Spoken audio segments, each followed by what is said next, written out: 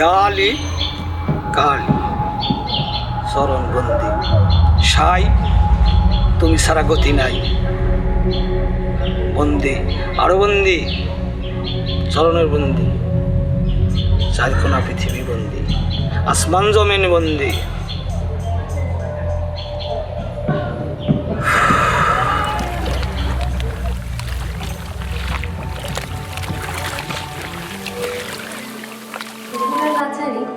আসলে মনসামঙ্গল কাব্য বা পদ্ম পুরাণের আরেক নাম। এটি একটি শ্রাবণ সংক্রান্তির পরিবেশনা, মানে শ্রাবণের একদম শেষ দিনে এই বেহুলা নাচারি পালাটা হয়। এটা সারা বাংলাদেশে এই গল্পটুকুর উপর নির্ভর করে বা এই ছোটোখাটো জানাশোনার উপর নির্ভর করে আমি রাসেলকে আর কৌশিককে নিয়ে ওদেরকে রাজি করিয়ে ফেলেছি আমরা পালা দেখতে যাব বলে।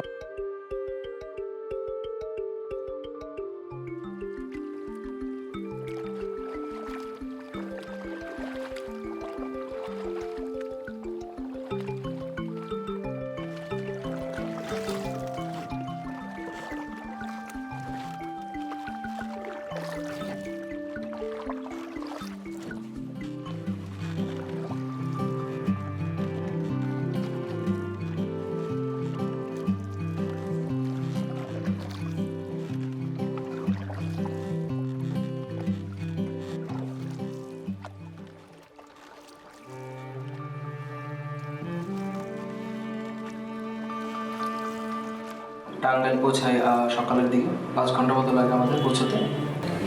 আমরা ওইখানে টাঙ্গাইলের ভুয়াপুরের নলিনী বাজার নামি গাড়ি থেকে নেমে আমরা একটা ভ্যান নিই।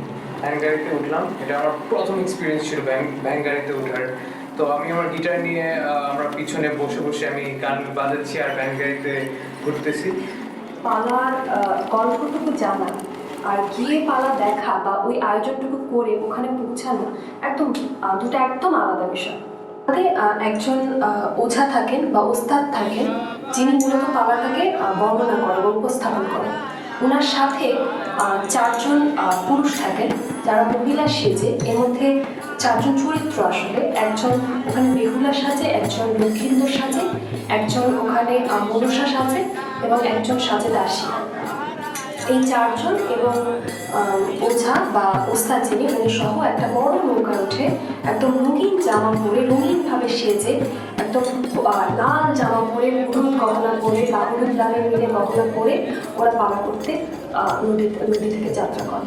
এটা আমার প্রথম এক্সপিরিয়েন্স ছিল, কখনো দেখিনি যে পুরুষ মানুষ মেয়ে সেজে এরকম নাচ দিচ্ছে।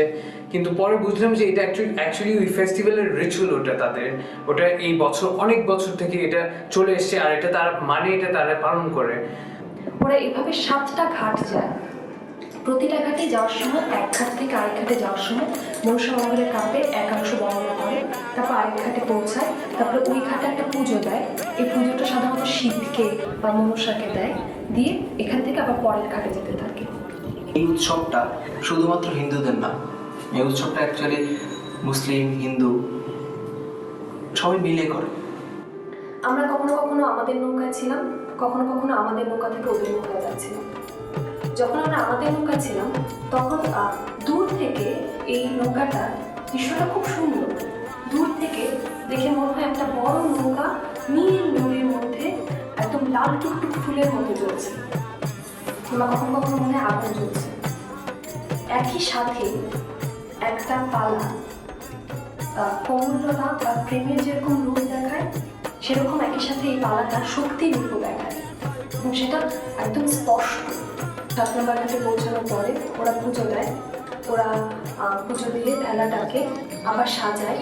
ওখানে ওরা আগরবাতি দেয়, ওরা ফল দেয়, ওরা ওই ভেলাটাকে পুজো দেয়।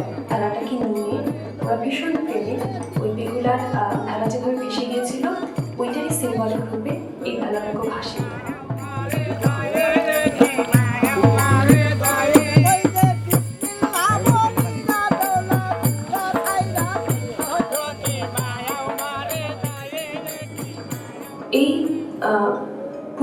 বইটাতে আরেকটা জিনিস আমি উল্লেখ করতে চাই। মনুষা একই সাথে যেরকম বিশ্ব হরিণী সেরকম বিশ্ব ধারিণী।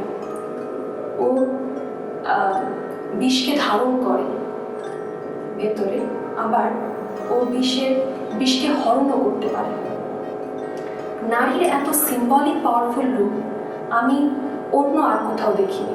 আমরা অনেকজনই যারা বাংলাদেশের বাইরে ছিলাম, অনেকজন যারা বাংলাদেশে আছে, আমরা কেউই এই কালচারটার ব্যাপারে ঠিক সঠিক জানি না আর জানতেও চেষ্টা করি না।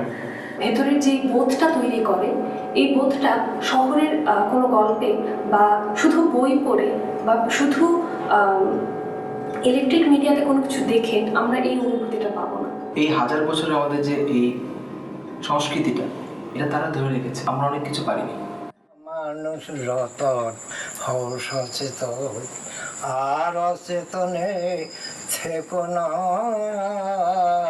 মানুষ রতন হও সচেতন, যেই নাম সেই মূরতি। নাম নিতে রূপ হেরো যদি, যেই নাম সেই মূরতি। নাম নিতে রূপ হেরো যদি, অগতির হয় ঊর্ধ্ব গতি। কোনো পূজা পার্বণ লাগে না, কোনো পূজা পার্বণ লাগে না। মানুষ রতন হও সচেতন, সত্য ত্রেতার পূজা পার্বণ। যোগাযোগ সাধ্য সাধন, সত্য ত্রেতার পূজা পার্বণ। যোগাযোগ সাধ্য সাধন, ছেড়ে দিয়ে নামল গামন। উপাসনায় ফলবে সোনা। মানুষ রতন হও সচেতন, আর অচেতনে থেকো না। মানুষ রতন হও সচেতন। একবার নাম নিলে পরে কোটি জন্মের পাপ হরে। জীবের কি সাধ্য এত পাপ করে, গণেশ কয় নাম ছেড়ো না এবার।